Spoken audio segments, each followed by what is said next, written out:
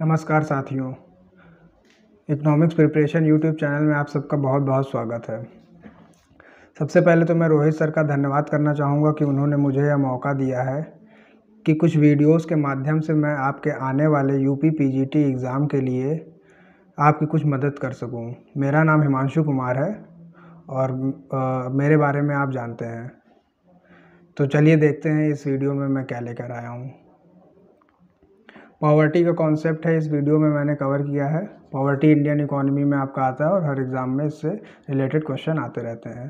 सबसे पहले ये कोट है पॉवर्टी से संबंधित, poverty is the parent of revolution and crime. Aristotle यानी कि अरस्तु। रिवोल्यूशन एंड क्राइम, अपराध और क्रांति का जनक है क्या पॉवर्टी, गरीबी। ठीक, और ये poverty is the worst form of violence. अहिंसा, एक सबसे बुरे प्रकार की कोई अहिंसा है तो वो है गरीबी। तो ये महात्मा गांधी जी का कोट है। अब अपने कॉन्सेप्ट की ओर चलते हैं। पॉवर्टी क्या होती है? एक बेयर सब्सिस्टेंस लिविंग जो होती है, सब्सिस्टेंस लिविंग एकदम आधारभूत ज़रूरतें जो होती हैं लोगों की, यदि वो वह भी पूरा नहीं कर सकते हैं तो वो गरीब कहलाते हैं। Inability to secure bare minimum necessities related to food, cloth, health, education, etc.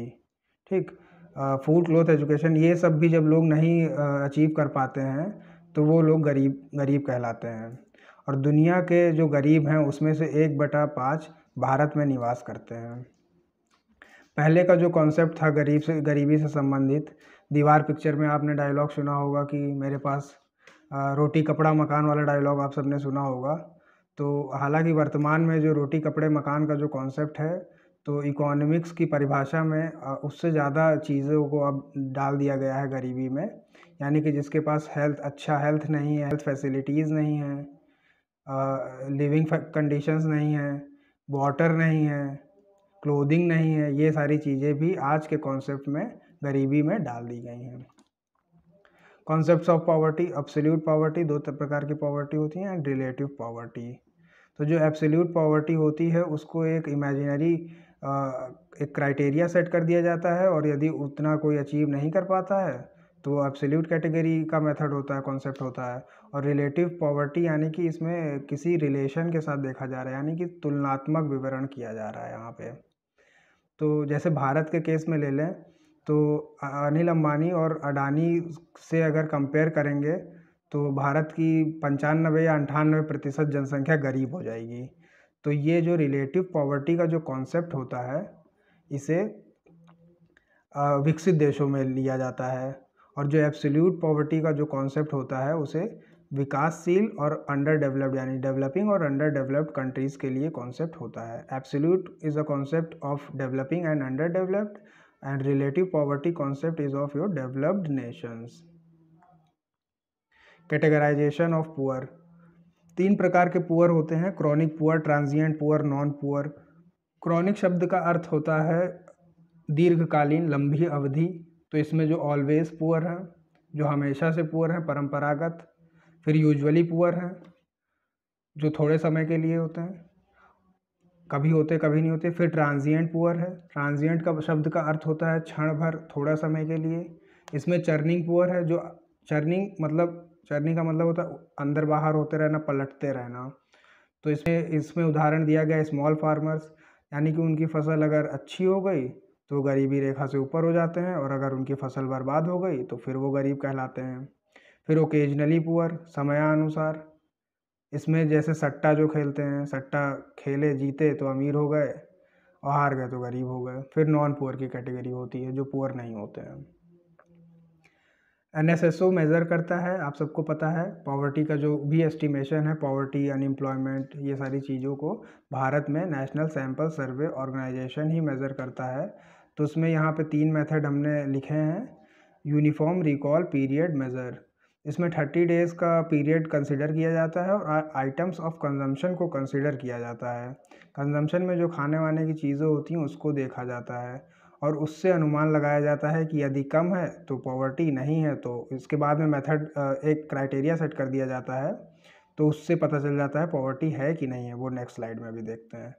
फिर मिक्स्ड रिकॉल पीरियड मेजर है, एनएसएसओ का ये दूसरा मेथड है। इसमें 365 डेज यानी ऑल राउंड ईयर कंसिडर किया जाता है, और इसमें नॉन फूड आइटम्स को जनरली रखा जाता है, जैसे फुटवेयर, हेल्थ, एजुकेशन, क्लोथिंग।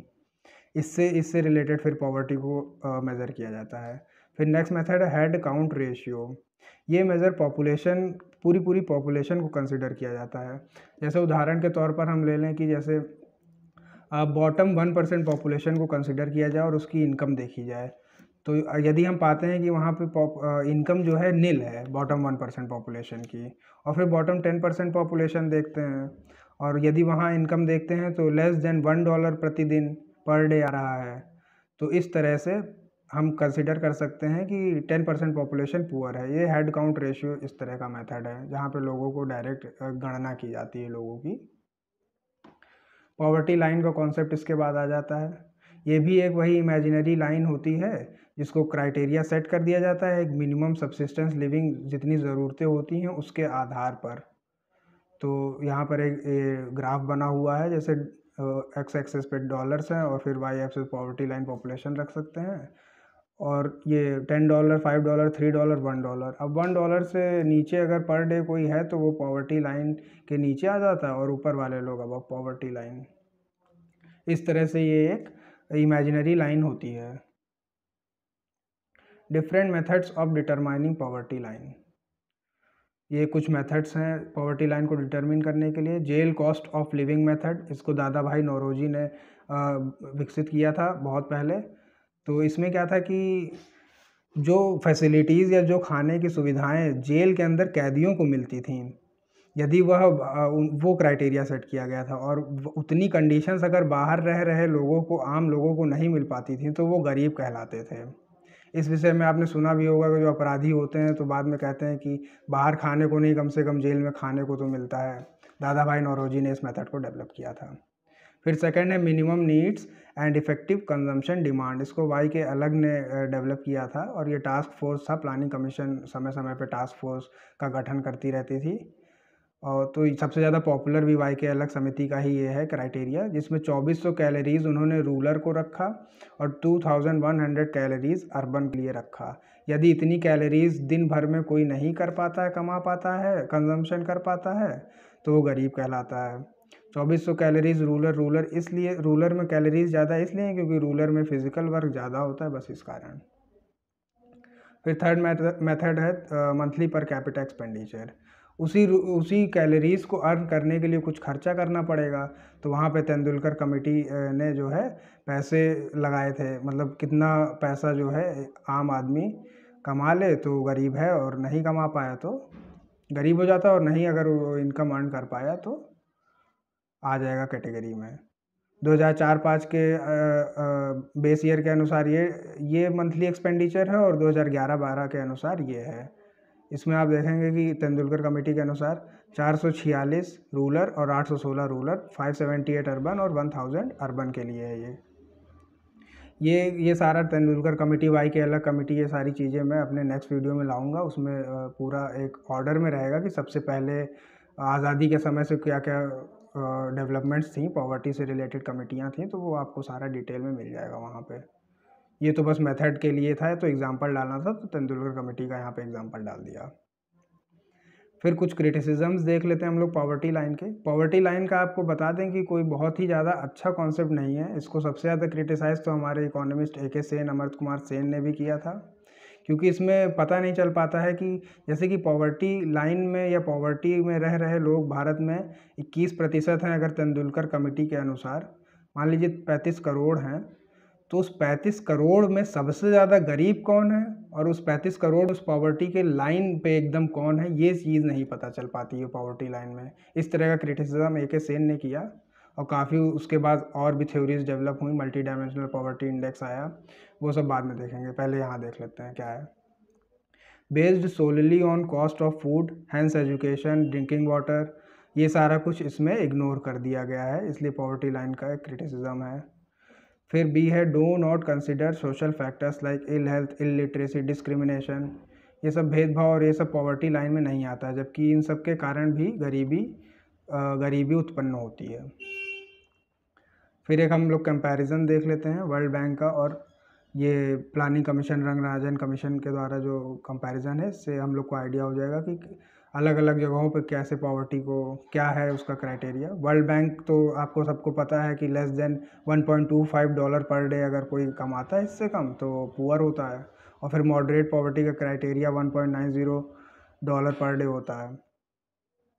और रंगराजन कमेटी यहाँ पे भारत में पर कैपिटा एक्सपेंडिचर रूरल का 972 मंथली एक्सपेंडिचर और अर्बन का 1407। रंगराजन कमेटी के अनुसार डॉलर में यदि देखेंगे तो इंडिया का $1.02 पर डे अगर एक व्यक्ति इससे कम कमाता है तो गरीब कहलाता है। वहीं अगर हम वर्ल्ड बैंक के अनुसार देखेंगे तो $1.25 है। और नीचे एशियन डेवलपमेंट बैंक का भी है $1.3 पर डे।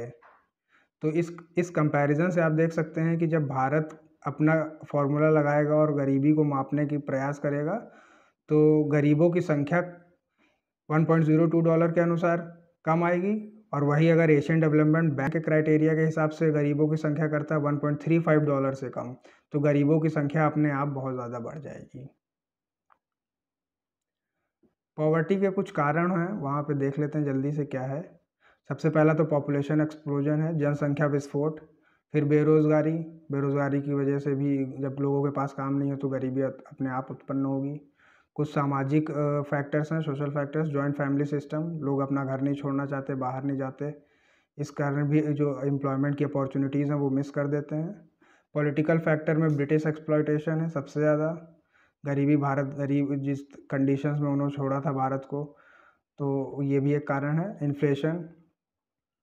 इन्फ्लेशन की वजह से भी पॉवर्टी होती है। इस संबंध में भारत के इकोनॉमिस्ट ब्रह्मानंद और भी एक इकोनॉमिस्ट थे, उन्होंने इन्फ्लेशन को डाकू की संज्ञा दी थी। ये क्वेश्चन पीजीटी में आ भी चुका है। और फिर स्टैग्नेटिंग खराब एग्रीकल्चर इनकम की वजह से भी पॉवर्टी है, क्योंकि देश की 45% जनसंख्या तो कृषि कार्यों में संलग्न है और कृषि में आमदनी ज़्यादा होती नहीं है। तो इस वजह से एग्रीकल्चर भी एक कारण है बहुत ज़्यादा गरीबी का। और फिर नेक्स्ट वीडियो में मैं आप सबके लिए ये कुछ चीज़ें हैं, other methods to measure poverty line बताऊंगा। Evolution of India's poverty line, पूरा जो लाइन से समितियां हैं वो लेकर आएंगे। हाउ टू रिमूव पॉवर्टी और 3 dimensional approach to remove poverty. Thank you. अगर आपको वीडियो अच्छा लगा हो तो लाइक कमेंट शेयर करिएगा, और अगर कोई सजेशन है तो कमेंट करके ज़रूर बताइएगा। इस वीडियो के नीचे लिंक में डिस्क्रिप्शन में आपको लिंक मिल जाएगा मेरे टेलीग्राम चैनल का। कोई क्वेश्चन हो, कोई क्वेरी हो, एग्ज़ाम से रिलेटेड कोई प्रॉब्लम हो तो आप मुझे बिल्कुल मैसेज करके पूछ सकते हैं, और मेरा अकाउंट का भी वहाँ लिंक मिल जाएगा। Thank you very much.